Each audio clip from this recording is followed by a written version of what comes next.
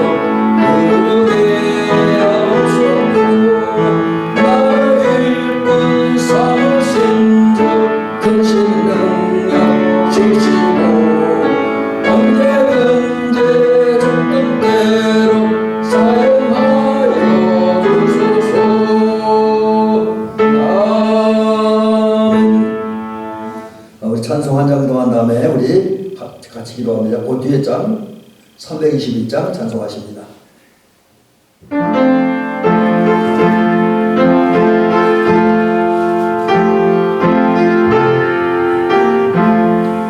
날 대속하신 예수께 내 생명 얻으리니 늘 진실하게 하소서.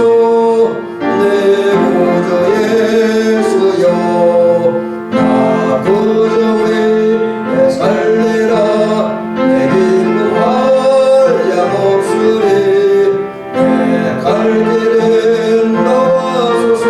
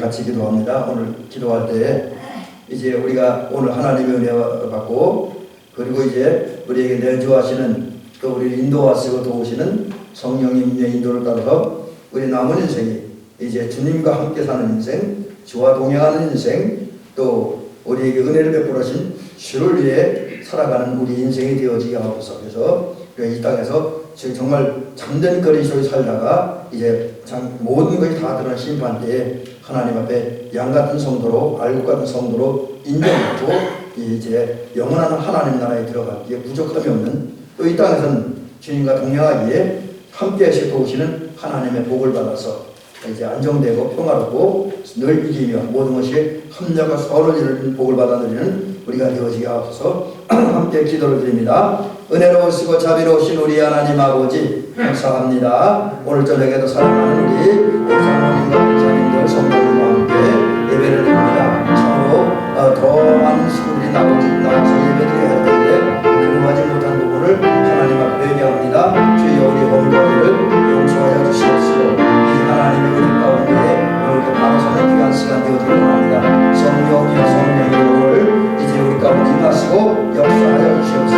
예배가 성령 역사하는 예배, 그래서 성령 충만함에 이르는 예배가 되어지고 도우시옵소서. 하나님 성령의 힘 속에서 성령의 인도하심 속에서 우리 하나님 앞에 참 바른 예배를 드릴 수 있도록 도우시옵소서. 하나님 기뻐하는 영적 예배를 드리는 우리가 되어지며 하나님 연락하시는 예배를 드릴 수 있는 우리가 되어지게 하옵소서. 이 시간 아버지 예배드리다가 예배드리며 인도하시고 역사하시는 성령님을 만나고 은혜를 받고 변화되어지게 주여 인도하여 주시옵소서. 아버지 하나님 이스라엘 성도를 성전에서 이제 성령의 수불로 인쳐서 지도로 귀함을 지어주고 그 죄악을 사하여 주셨던 주님, 오늘 여기 인도하여 주시고 역사하여 주셔서 아버지 우리의 악과 우리 죄가 다 사함받고 우리가 주님의 가운데 정결함을 얻으며 거룩함이 이루는 그런 우리가 되어지게 인도하여 주시옵소서. 또 이 시간 예배가 아버지 하나님 중간에 나아가야 될 그런 자리가 되어지므로 또 고난과 그 가정받은 그런 자리가 되어지면서 성령 역사하심으로 이제 하나님 우리가 가슴이 뜨거워지며 우리 믿음으로 자라게 주여 인도하시고 또 성령 역사하심 속에서 우리 마음을 변하여 그리스도 예수의 마음을 가지므로 진정한 그리스도의 참된 그리스도를 거듭나는 귀한 시간 되어지기를 원합니다. 특별히 하나님 아버지 생명의 은혜 받고 성령 받고 이제 하나님 주의 인도하심 속에서 주의 돌보심 속에서 우리 남은 인생을 이제 우리 혼자 사는 것이 아니라 주님과 함께 살아가는 인생, 주와 동행하는 삶을 살아가도록 역사하여 주옵소서. 특별히 우리 주님께서 우리 약속하신 내가 세상 끝날까지 너희 항상 함께 있으리라고 말씀하셨습니다. 또 이사야 선지자 중에서도 너를 우리가 함께 하시고 우리를 이끌어주시고 우리를 구속하시고 우리를 도와주시라고 약속하셨사오니 주여 이제 그 말씀대로 우리에게 역사하여 주시옵소서. 그래서 하나님 성령을 우리 가운데 임하시고 우리를 이끌어주시고 우리를 도와주셔서 이제 우리 주와 함께하는 인생, 주와 동행하는 삶을 살아가도록 도우시옵소서. 제가 기도드립니다. 아버지 고맙습니다. 감사합니다. 오늘도 사랑하는 장로님과 권사님들, 성도님, 종회가정이 예배를 드립니다. 오 주 여기 예배에 인지하여 주시고 역사하여 주옵소서. 특별히 이제 성령께서 우리의 마음과 생각을 지배하시고 우리 안에 늘 내주하심으로 이제는 우리의 남은 인생들이 이제 우리 혼자 사는 인생, 세상과만 함께하는 인생이 아니라 이제 우리의 주와 그리스도가 되시고 우리의 목자가 되시고 우리의 스승이 되시고 우리의 인도자가 되시고 우리에게 돕는 자가 되시는 아버지 하나님 우리 성령님과 함께 살아가는 그분과 동행하는 삶을 살게 하옵시고 또 그분과 동행하는 가운데 은혜 받아서 이제 우리 남은 인생 오직 예수를 위해 살아가는 그런 인생들이 되어지게 역사하여 주시옵소서. 예수님의 이름으로 기도를 드리옵나이다. 아멘. 자, 이제 말씀을 보시겠습니다. 주보에 기록된 대로 로마서 14장 7절부터 8절입니다. 로마서 14장 7절부터 8절입니다. 신약성경 최성경으로 258면입니다.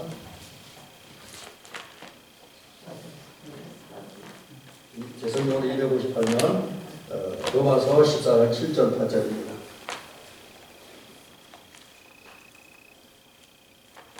자 이제 제가 공독을 합니다. 우리 중에 누구든지 자기를 위하여 사는 자가 없고 자기를 위하여 죽는 자도 없도다. 우리가 살아도 주를 위하여 살고 죽어도 주를 위하여 죽나니 그러므로 사나 죽으나 우리가 주의 것이로다. 아멘. 자 오늘은 이제 오래간만에 찬양을 이렇게 설교로 해서 말씀을 생각하면서 은혜 받는데 오늘은 특별히 찬송가 325장 이제 마지막 찬송이 있다고 볼 건데 이 찬송을 생각을 하면서 은혜 받으려고 합니다. 예수가 함께 계시니 이런 찬송을 통해서 은혜 받습니다.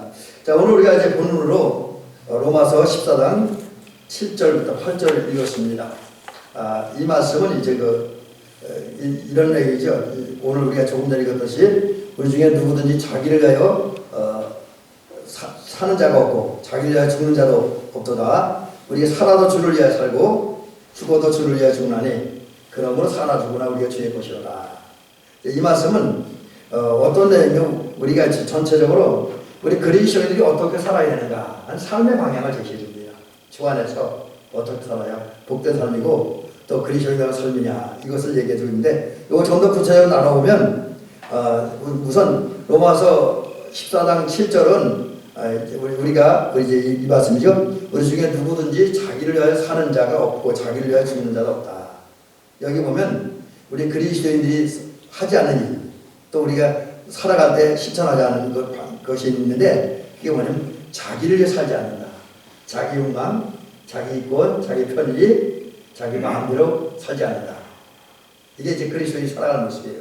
그러니까 자기를 위해 사는 사람, 자기만을 이렇게 좀 더 정확히 얘기하면 자기만을 자기가 원하는 대로만 산다고 한다면 예수 믿는 사람이 아니죠. 그냥 자연인이죠.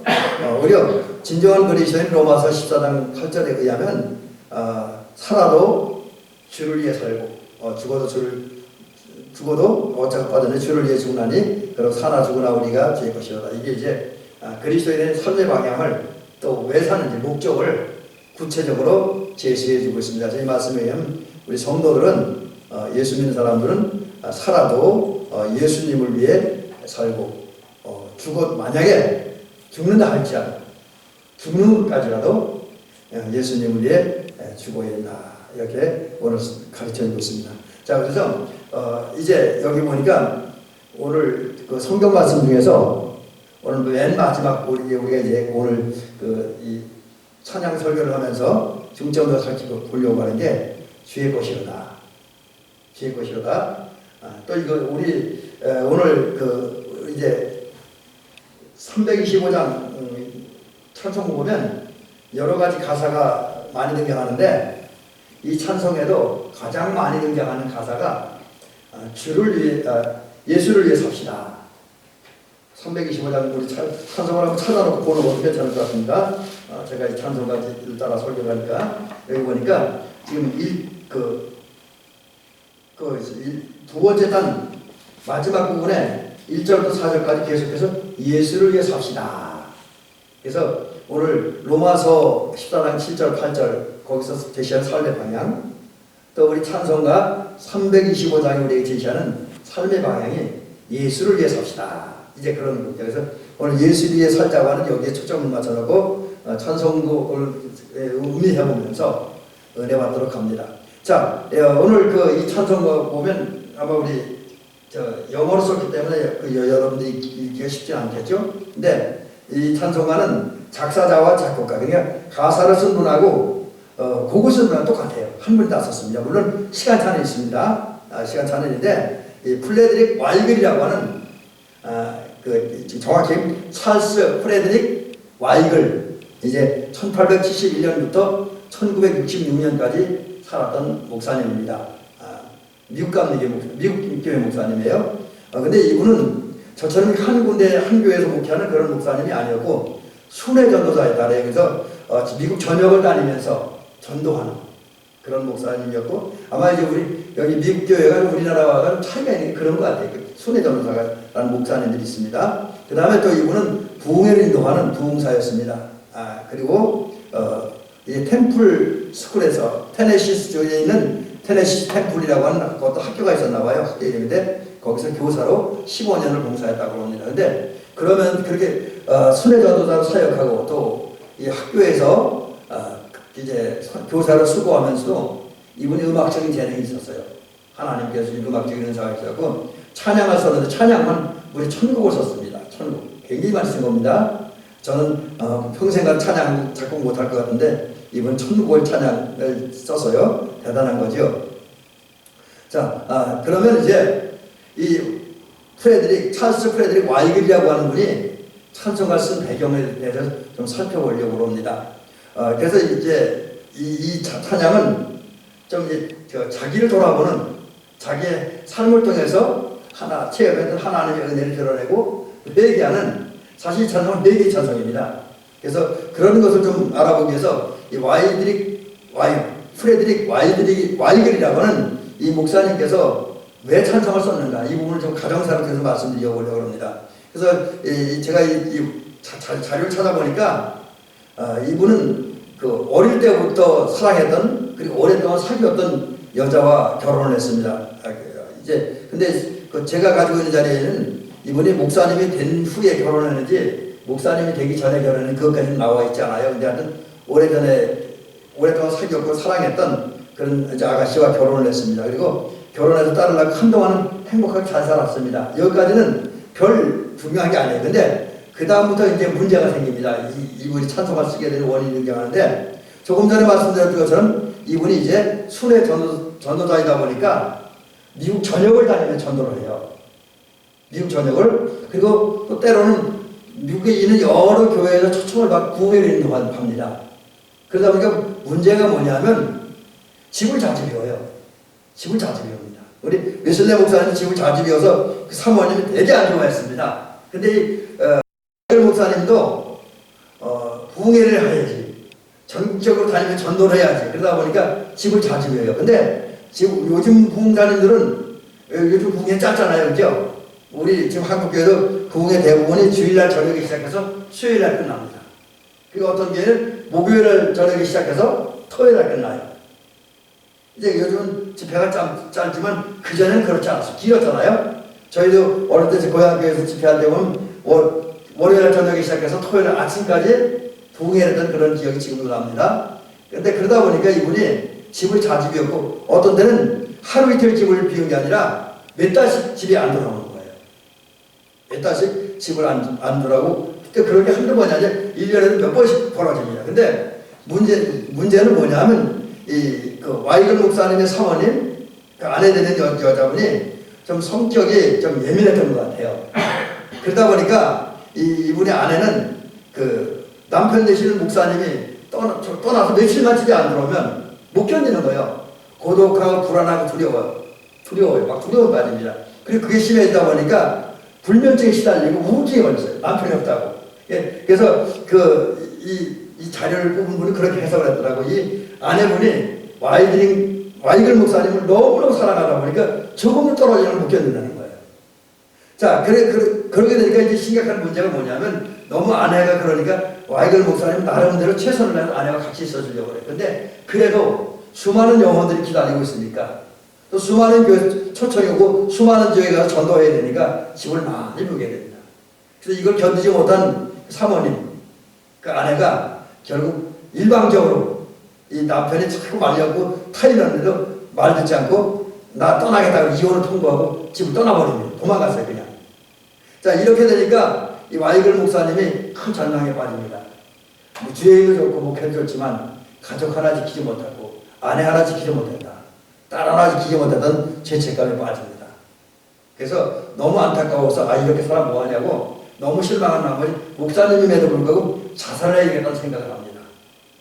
그리고 이제 자살하기 위해서 비스케이시라고 하는 바닷가를 갖고 거기서 이제 바다를 향해 막 달려갑니다. 근데 막 달려가는데 이때 결정적인 사건이 하나 터져요. 그게 뭐냐면 그가 달려가는 갑자기 하늘에서 하나님의 음성이 들려요. 하늘의 음성이 들려요. 그게 뭐냐면 너는 어찌 그런 일 정도를 가지고 자살하려 하냐. 내가 지금까지 너를 돌보았는데 지금까지 너를 돌보던 내가 너의 앞길을 돌보지 않겠느냐. 인도하지 않겠느냐. 이런 하나님의 음성이 들린 거예요. 이 음성을 듣고 이제 이 와이글 목사님은 내가 잘못했다. 이제 내 아내가 그랬던 것은 나도 하나님의 말씀을 불순종하는 그런 잘못을 범해서는 안 된다라고 생각하고 집으로 돌아옵니다. 그리고 이제 자살을 하고 이제 이렇게 절망했던 그 자신의 모습, 이 불신앙적인 나약한 모습을 생각하면서 회개하게 됩니다. 그리고 회개하던 중에 갑자기 그의 마음에 희상이 떠올라요. 그래서 이제 시를 하나 씁니다. 그 시를 썼는데 그 와이글 목사님 쓴 시가 바로 오늘 지금 우리가 부르는 예수가 함께 계시니 시험이 오나 겁없네. 기쁨의 근원 되시는 예수를 위해 삽시다. 처음엔 가사만 썼어요. 가사만 썼습니다. 근데 이제 그 가사만 썼는데 그 뒤에 또 시간이 흘러요. 그래서 그 뒤에 이제 그 이혼 통보하고 떠났던 그 아내분이 병이 걸려 죽습니다. 그리고 또 그 후에 5년 정도 지난 다음에 이 와이글 목사님은 다른 여자를 만나서 재혼을 해요. 그리고 행복하게 삽니다. 그러던 어느 날 와이글 목사님 왜 그랬는지 모르지만 과거를 회상합니다. 과거 지난날에 자기 삶을 돌아보게 돼요. 이제 반성해 보게 됩니다. 그때에 갑자기 그 과거에 어렵고 힘들었던 시절 함께 하시고 도우시고 인도하신 하나님의 은혜가 느껴집니다. 그 하나님의 은혜가 느껴질 때 그의 마음 뜨거워졌어요. 뜨거워져서 그의 눈물에서 다리똥 같은 눈물이 은혜의 감격에 하는 눈물이 막 쏟아집니다. 막 쏟아져요. 그럴 때 그분이 너무 기뻐서 그 기쁜 마음을 이게 표현한 거예요. 근데 이분이 음악을 좀 하는 분이니까 피아노 앞에 앉아서 그냥 떠오르는 대로 막 연주를 하기 시작합니다. 연주를 하다 보니까 하나의 노래가 가사를 맞춘 것은 노래가 만들어집니다. 작곡이 되어 있죠. 곡이 써집니다. 그래서 그 곡을 이제 전에 지었던 예수가 함께 계시니 그런 찬송에다 붙입니다. 그 찬송기에 붙였는데 그것이 오늘 우리가 부른 찬송이에요. 그래서 이 325장이라는 이 찬송은 그 와이글 목사님이 자기 삶을 돌아보면서 그 속에 나타난 하나님의 은혜를 생각하면서 쓴 자서전적인 찬송이다. 그리고 또 자기의 잘못을 돌이키면서 회개했던 회개의 찬양이고 또 하나님의 은혜에 감격해서 감격의 눈물을 흘리면서 불렀던 감사의 찬양이라는 것이죠. 그래서 어쩌면 우리 권사님들이나 저에게 오늘 찬송의 그 가사 내용 자체로 많은 은혜가 되는데 사실은 제가 오늘 중점적으로 말씀드리고 싶었던 것은 이 와이글 목사님이 찬송을 쓰게 된 가사를 쓰게 되고 곡을 쓰게 된 배경이 더 은혜가 되더라고요. 이분의 신앙 간증이니까. 그래서 이 찬송은 간증이 담겨져 있는 그런 찬송이다라고 이야기할 수가 있습니다. 자, 이제 예수가 함께 계시니라고 하는 이제 찬송의 신앙적 또 영적인 의미를 한번 가사 하나를 살피면서 은혜 받으려고 합니다. 그래서 제가 이걸 이제 말씀을 막 정리하다 보니까 너무 많이 정리해갖고 좀 그랬었는데 주적인 전증은 아직 좀 길어서 어떻게 했는지 모르겠습니다. 하다가 시간 많으니까 그냥 중간에 끝날게요. 자, 1절을 보면 1절은 우리가 지금 보니까 예수가 함께 계시니 시험이 오라 겁없네 기쁨의 근원 되시는 예수를 위해 삽시다. 이게 이제 가사 그 다음에 후렴구가 나오잖아요. 여기는 어떤 내용의 찬양이 있냐면 주와 동행할 때 어떤 결과가 나타나냐, 또 우리가 왜 주와 동행해야 되냐, 이것을 노래하는 찬양입니다. 그래서 이제 제일 먼저 와이글 목사님이 신앙 고백을 합니다. 예수가 함께 계시니. 과거부터 와이글 목사님과 함께 있던 그 예수님을 믿고 고백하는 거예요. 그런데 우리 고백한 것처럼 예수님은 제자들과 함께 하셨잖아요. 그죠? 성경에 보면 제자들, 특별히 제자 중에서도 베드로, 야고보와 요한과 늘 함께 하셨습니다. 그리고 또 이 예수님은 성경에 보니까 찾아가셨어. 어떤 제자를? 고난당하는 제자를. 그 바다를 항해하다가 풍랑을 만나 죽을 고비를 만나고 고통당하는 제자를 찾아오셔서 만나십니다. 그러니까 함께 하세요. 뿐만 아니라 어떤 사람이 아이를 데리고 예수님께 왔습니다. 그때 사람들은 다 거절했어요. 왜 이런 아이를 왜 데리고 오냐고. 근데 예수님은 이런 아이가 오는 것을 금하지 말고 용납하라. 그러면서 그 아이를 맞으시고 그 아이에게 안수했습니다.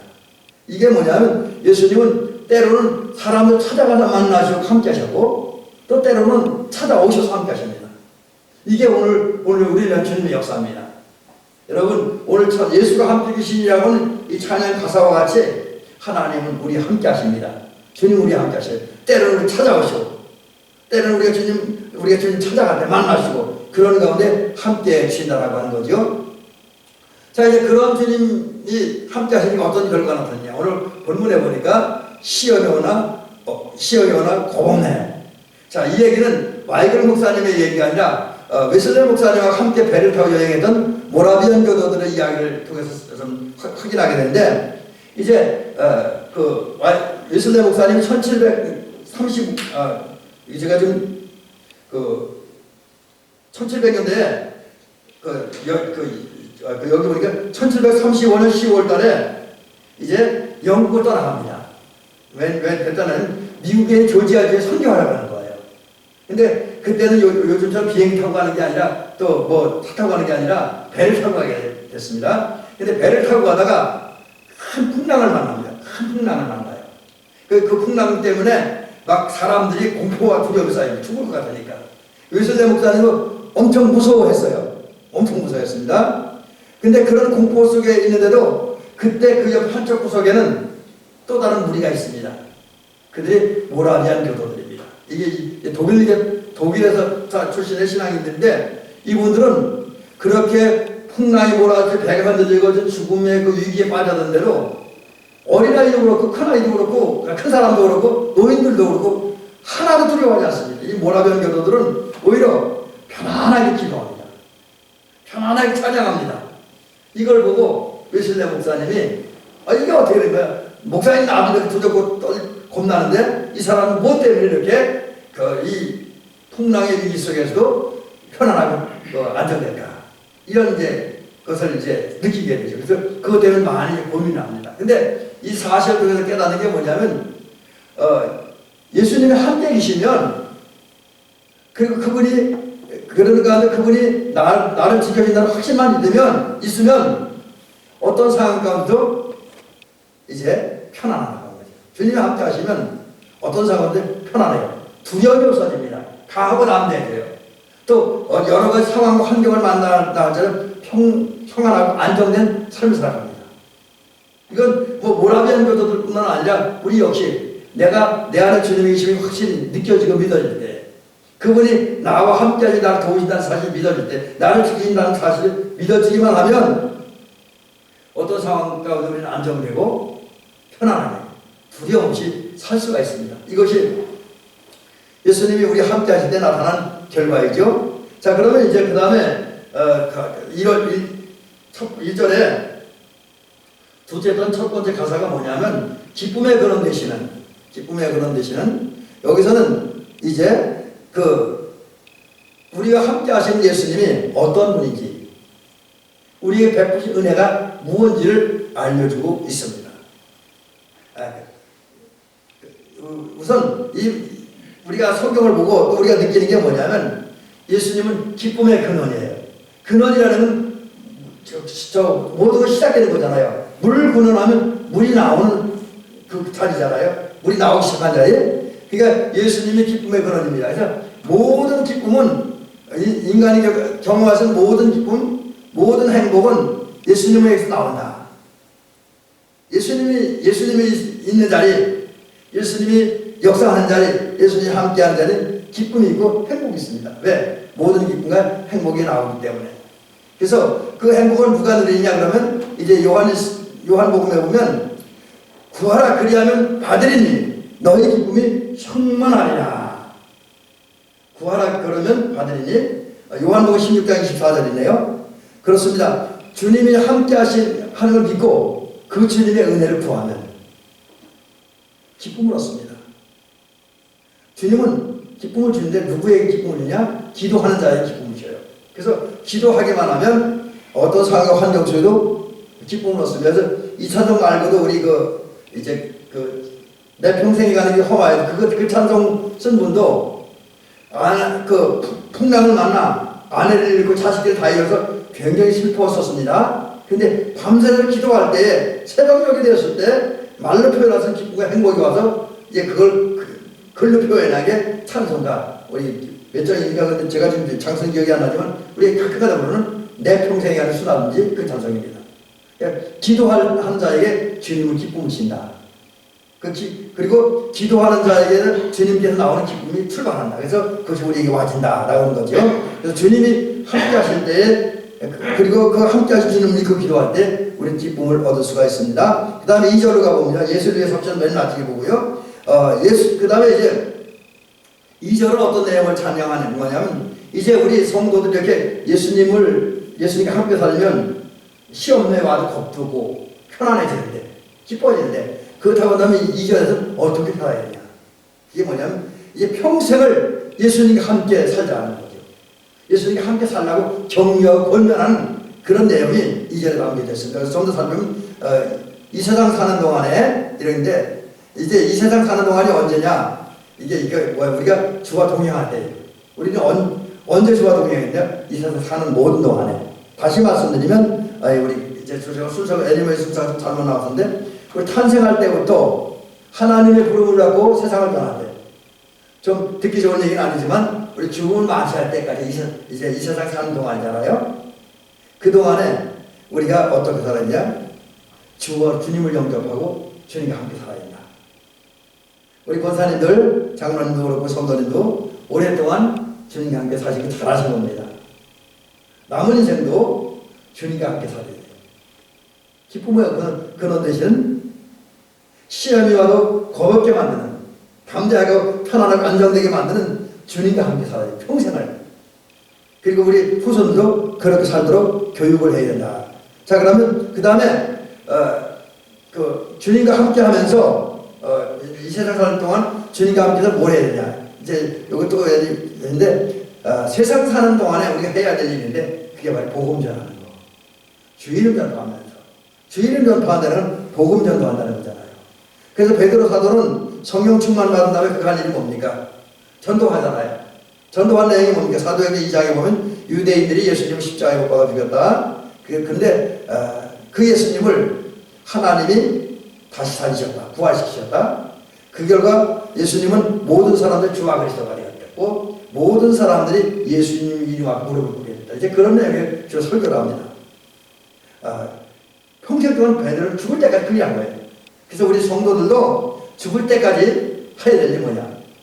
이제 주와 동행하면서 주의 복음을 전하는 그런 삶을 살아. 이것이 우리들이 할 일이다라고 하는 거죠. 자, 그 다음에 이제 그렇게 살 때 나타나는 결과가 뭐냐. 무한한 복락을 신다. 무한한 복락. 우리가 예수 안에 산 자, 예수님의 산 자, 또 그 가운데 뭐 이제 살아있는 모든 동안에 복음을 증거하는 자에게 주어지는 보상이 있습니다. 그게 바로 무한한 복락. 무한한 복락이라는 것은 행복, 마음 평안, 즐거움이라는 뜻이 담겨져 있죠. 그렇습니다. 이 말과 같이 예수님은 우리가 평생을 복음 전하고 그러는 가운데 주님과 함께 살고 주님을 위해 살아갈 때 이제 무한한 복락을 힘으로 우리가 기뻐하게 만들어요. 어떤 상황 가운데. 그래서 바울과 신라를 예를 들자면 우리 잘 알다시피 감옥에 갇혔습니다. 매를 맞았습니다. 그리고 다음날 죽을지도 몰라요. 그러나 그런 중에도 바울은 신라와 함께 깊은 마음에 기도하고 찬양하잖아요. 기쁨으로. 왜 그러냐? 평생을 주를 위해 살았습니다. 바울이. 신라가 또 평생을 복음 전하며 살았습니다. 그런 바울과 신라에게 예수 그리스도께서 무한한 복락, 행복과 마음 평안과 즐거움, 안정감을 주셨기 때문에 그 감옥 속에서 죽음을 앞에 두고도 찬양할 수 있었다는 거지요.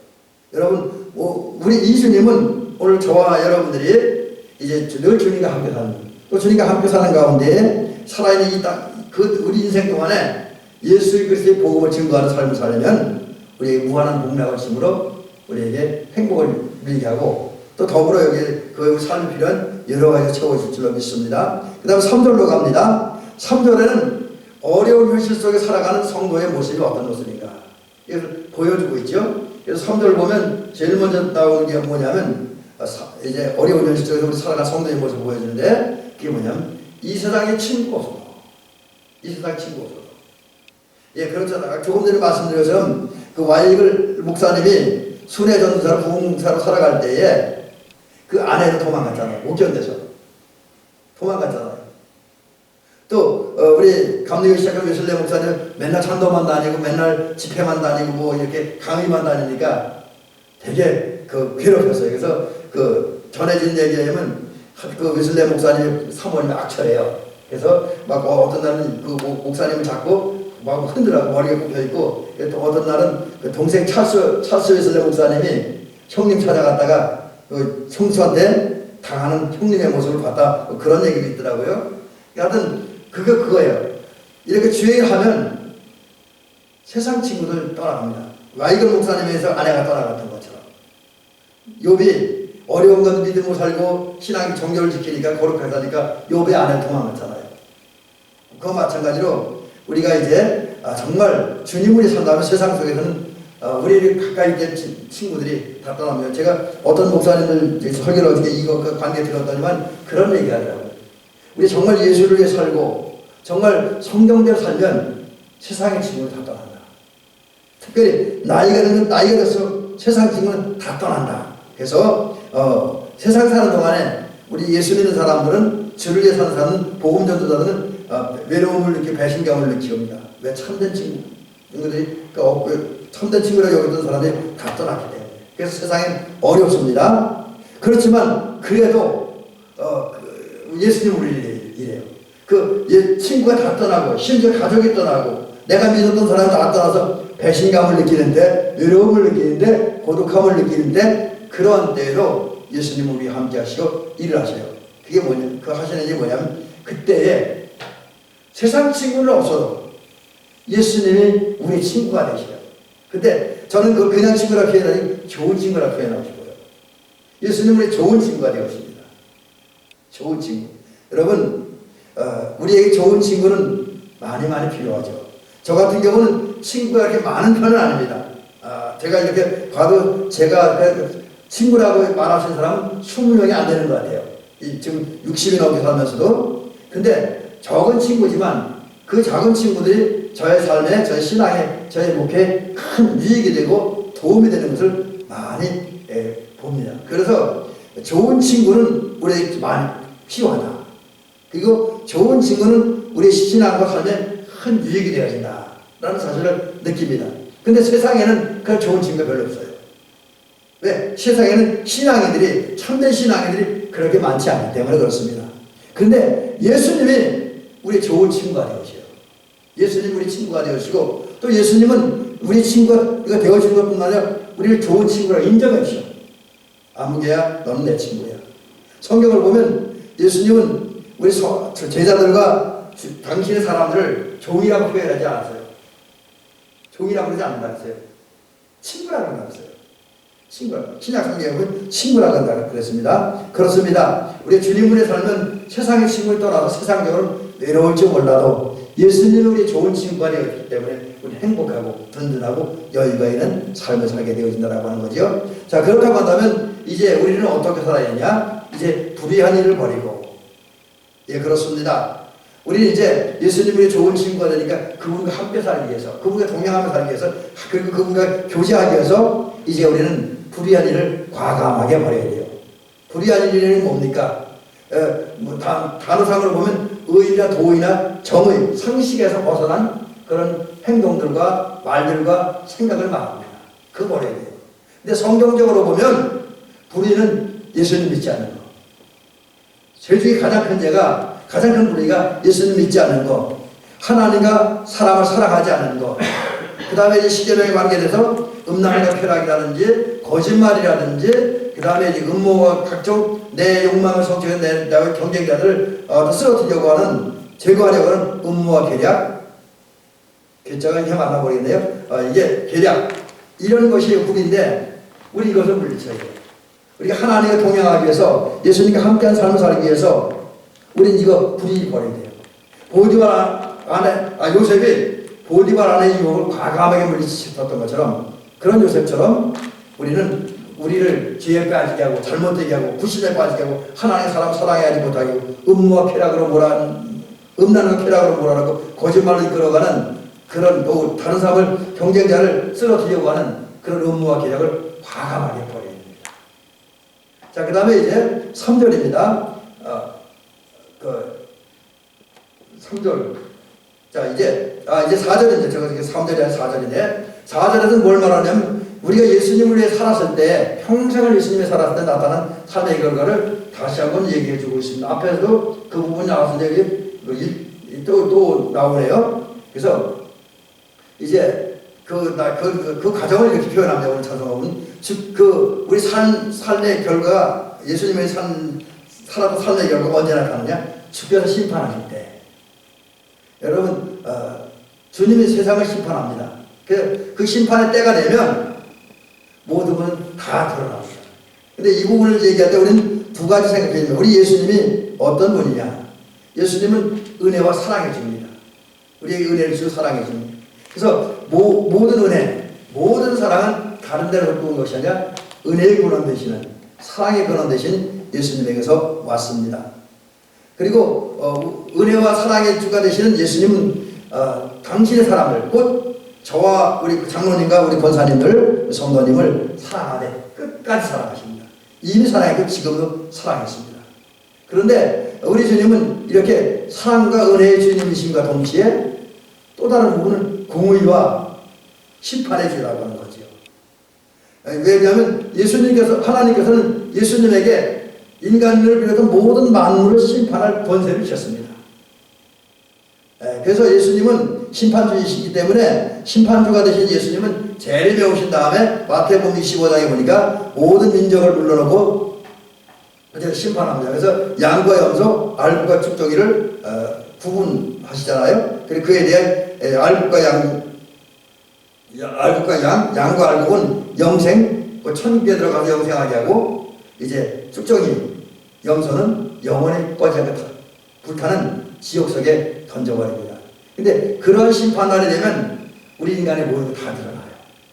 내가 예수님을 살았는지, 예수님을 위해 살지 않았는지, 내가 믿음을 살았는지, 내가 믿음을 살지 않았는지, 내가 주님을 사랑하며 살았는지 안 살았는지 다 드러나요. 자, 이런 날, 이렇게 심판날에 되면 모든 다 드러나요. 그 다음에 보면 그에 대한 결과가 나타납니다. 우리가 정말 심판 통해서 모든 것이 다 드러날 때, 우리의 삶이 평생 동안 예수님을 위해 살았다, 예수님과 함께 살았다, 특별히 복음 전하며 살았다. 그래서 성경은 나타내는 성이 뭐냐면 잘했다, 칭찬한다. 잘했다. 예수님을 위해 산 자, 예수님과 함께한 자를 위해서 주님이 하시는 일, 주님이신 보상이 바로 그거죠. 이제 잘했다, 칭찬한다는 거죠. 주님은 정말 이 가사와 같이 저와 우리 장로님과 권사님들이, 우리 임경영 성도님이, 사모님이 우리 인생을 나를 위해 살지 않고 주님을 위해 살고, 세상과 함께하지 않고 주님과 함께하며 살면 우리를 칭찬하십니다. 마치 예수님의 비유 중에 그런 거 있잖아요. 달란트 비유 있잖아요. 달란트의 비유에 보면 어떤 사람이 종들에게 한 달란트, 두 달란트, 다섯 달란트 이렇게 달란트를 맡겨놓고 이제 나중에 훗날에 회개할 때에 다섯 달란트 받았던 종, 두 달란트 받았던 종 칭찬하잖아요. 왜? 그들이 열심히 했다고. 받은 달란트가 열심히 해서 적절한 결실을 맺었다고 칭찬하십니다. 잘했다. 잘했다. 내 주위의 즐거움을 참여할지어다. 내게 많은 것을 맡겨주겠다. 또 어떤 10골을 다스리는 권세를 주겠다. 그렇게 말씀하셨습니다. 이게 이제 주님과 함께 한 사람들, 주님을 위해 산 사람들에게 주어진 주님의 칭찬입니다. 저와 우리 장로님과 권사님들이 평생을 주와 함께 살고 주님 맡긴 사명을 위해서 헌신하면 주님은 마치 그 옛날 5달란트 받았던 종과 2달란트 받았던 종을 칭찬했던 것처럼 우리에게 잘했다. 내 주인의 즐거움에 참여할지어다. 또 내게 많은 것을 맡겨주겠다. 10골을 다스리는 권세를 주실 것이다 라고 말씀하시며 칭찬하고 더하여 멸류관을 주실 줄로 믿습니다. 자, 그러므로 이제 우리는 그런 상급을 주실 줄 믿고 이제 어떻게 살아야 해? 삶의 방향을 제시합니다. 이러한 상급 받도록, 이러한 상급 받도록. 이제 이거는 뭐냐면 우리 예수 믿는 사람들은, 진정한 그리스도인 5달란트 받은 종처럼, 2달란트 받은 종처럼 주님과 함께하면서 주님 맡긴 사명을 해서 헌신하는 삶을 살아야 한다라는 것이죠. 그러기 위해서 우리 꼭 기억해야 될 게, 예수님은 상 주시는 분. 우리가 주님을 위해 살면, 주님과 함께하는 삶을 살면, 주님이 주신 사명을 위해 헌신하면 반드시 상 주시는 이심을 믿어야 합니다. 또 우리가 하나님을 믿음으로 완전히 찾을 때 하나님께서 상 주신다는 사실을 믿어야 합니다. 그런 후에 우리는 끊임없이 주님을 찾고 주님과 함께 살아야 주님이 칭찬을 받습니다. 자, 그 다음에 이제 우리가 그러면 이제 결론으로 이걸 봤습니다. 이건 짧게 설명드릴게요. 이제 우리는 이렇게 주님 앞에 칭찬받기 위해서 우리의 남은 인생을 예수를 위해 살아야 합니다. 자, 그러면 예수를 위해 살기 위해서 어떻게 해야 돼요? 그 해답을 오늘 후렴에 썼습니다. 첫째는 날마다 섬겨야 돼요. 누굴 섬기냐? 예수님을 섬겨야 돼요. 여기 오늘 날마다 주를 섬기며, 날마다 주를 섬기며라고 하는데 이 가사와 같이 날마다 주님 섬기입니다. 근데 섬긴다는 말이 뭐냐? 봉사한다는 거죠. 봉사한다. 우리 주님을 위해서 내가 내 정성, 내 노력을 받아서 일하고 애쓰고 노력하는 그 삶을 살아야 한다. 우리는 살아있는 모든 동안 항상 예수님을 위해 봉사하는 그 삶의 자세와 그런 모습으로 살아가는 것이 예수님을 사는 것이고 예수와 함께 사는 것이다 라는 거죠. 두 번째는 여기 오늘 가사에 있는 것처럼 언제나 주를 기린다. 생각한다는 거예요. 생각한다. 그리고 생각하고 그 어떤 내가 기린 대상이 좋은 장점을 들추어내고 자랑하고 또 알리는 거.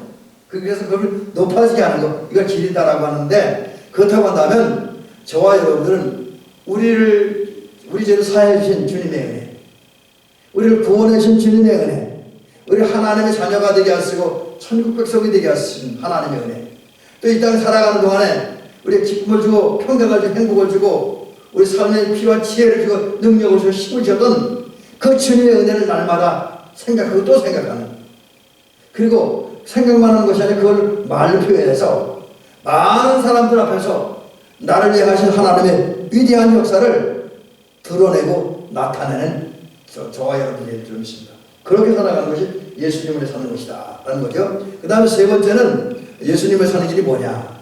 바로 사랑 안에 거해야 한다. 누구의 사랑? 예수 사랑 안에 거해야 한다.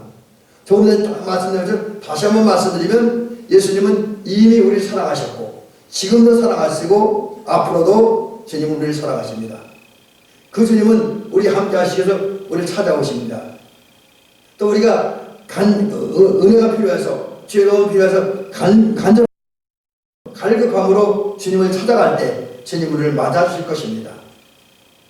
그러므로 우리는 이제 이 주님을 영접하고 이 주님을 믿고 그 주님을 찾고 그리고 그 주님을 모셔드리고 그런 가운데 주님과 나와 사이 연합이 하나가 되고 하나가 된 상태에서 주님과 함께하는 삶을 살아야 한다라는 것이요. 그것이 예수님을 사는 길이고 마지막 하나, 여러분 저와 여러분들은 이제 예수님을 살기 위해서 다른 길로 가지 말아야 한다. 오늘 다른 말은 우리 주의 길을 걸어가야 한다. 그리고 오늘 찬송가 325장 맨 마지막은 딴 길로 가지 맙시다 이렇게 이야기했는데 이것은 뭐냐?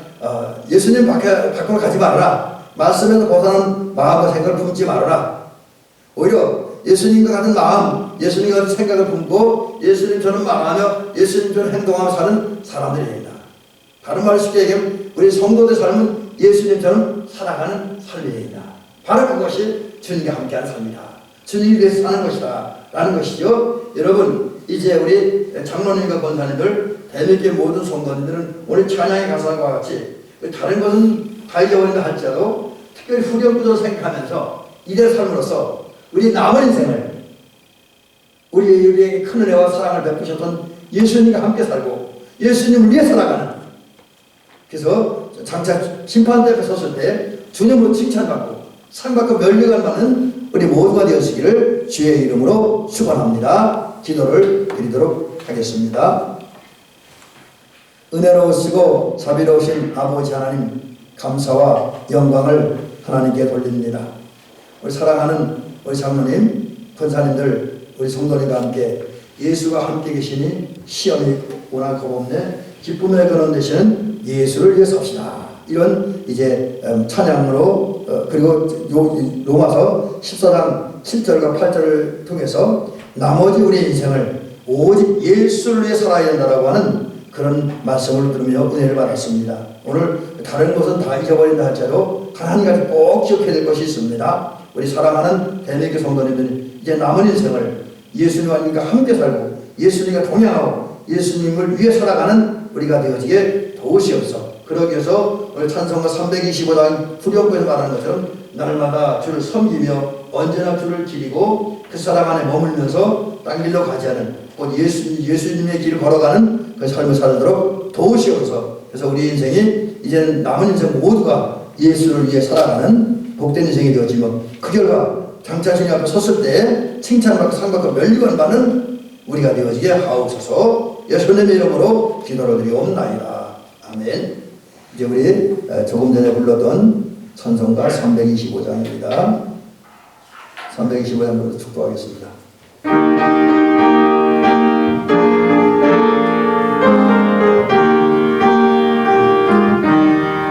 예수가 함께 계시니 시험이 오나 본네 기쁨의 근원 되시는 예수를 위해 삽시다.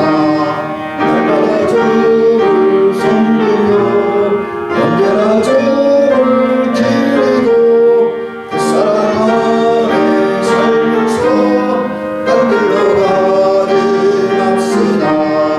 이 세상 사는 동안에 전전파하면서 무한 공약 주시는 예수를 위해 섭시다. 날마다 주를 섬기며 언제나 주를 기리고 그 사랑 안에 살면서 딴 길로 가지 맙시다. 세상 친구 없어도 예수는 나의 친구니 우리 아내를 버리고 예수를 위해 삽시다. 날마다 주를 섬기며 언제나 주를 기리고 그 사랑 안에 살면서 딴 길로 가지 맙시다. 주께서 심판하실 때 잘했다 칭찬하리니 이러한 상급 받도록 예수를 위해 삽시다. 날마다 주를 섬기며 언제나 주를 기리고 그 사랑 안에 살면서 딴 길로 가지 맙시다. 아멘. 기도하겠습니다. 이제는 우리 구주 예수 그리스도의 은혜와 하나님 아버지 사랑과 성령의 강한 감동 역사 인도하시니 오늘 하나님의 말씀을 듣고 또 함께 찬양하는 것을 깨닫고 느끼는 것을 따라서 남은 인생을 예수님을 위해 살고 예수님과 함께 삶으로 말미암아 장차 주님의 심판대 앞에 섰을 때에 주님부터 칭찬받고 상받기를 원하는 사랑하는 장로님과 권사님들, 집사님들, 성도님, 대한민국의 모든 성도들과 가족 위에 이제부터 영원히 함께 하옵시기를 간절히 축원하옵나이다. 아멘.